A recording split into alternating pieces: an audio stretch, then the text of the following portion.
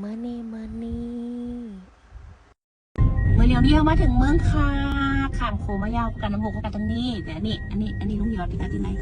ลุงยอดที่จูเขาเมื่อในเมืองคาก่อนเนอเมื่อซื้อหมูอารมณ์ไหนเขามาหึงเนี่ยเขามาเมื่อกันนั่นเนี่ยเมื่อน่าเดี๋ยวเมื่อ31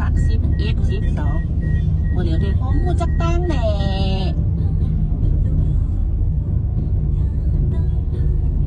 อันนี้เมืองคาอันนี้เป็นห้องว่าเมืองในเมืองเมืองคาเนาะนี่วานนั่นจ้ะออกป่นใหญ่ในวานจ้ะสนใจเขาแห้งอินเนาะเนาะอันนี้ใจวานนะเลยอะองเฮียนอะ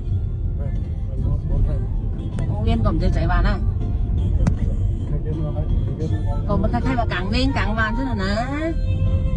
อันเป็นนั่น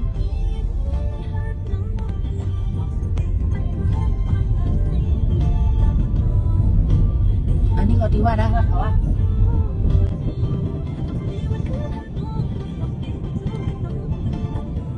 โอ้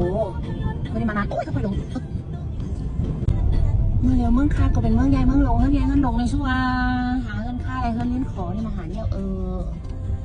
นี่นาฬิกาได้เปิดขายหนึ่งในมันหลงตั้งอะไรกันนี่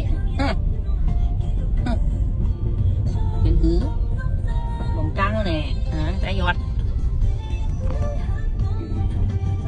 ไอ้เท้านางโง่นี่หลงตั้งเนี่ย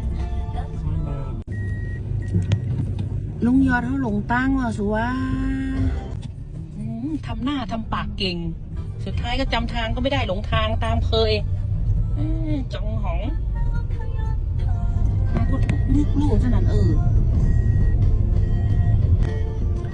มันเห็นในก้นเนี่ยลุงยอดตั้งใจมาส่งเมย์มาเมืองเฮาไปวะเนี่ยมากับพ่อพี่น้องวะเนี่ยพี่น้องต้องหล่อเนี่ย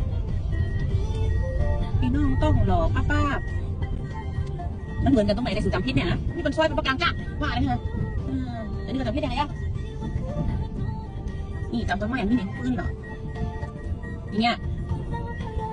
โอ้แกที่เป็นเลี้ยงหมูผสมหมูผสมกับกินนี่แหละไม่ใช่หมูกับพูดกันเรื่องไง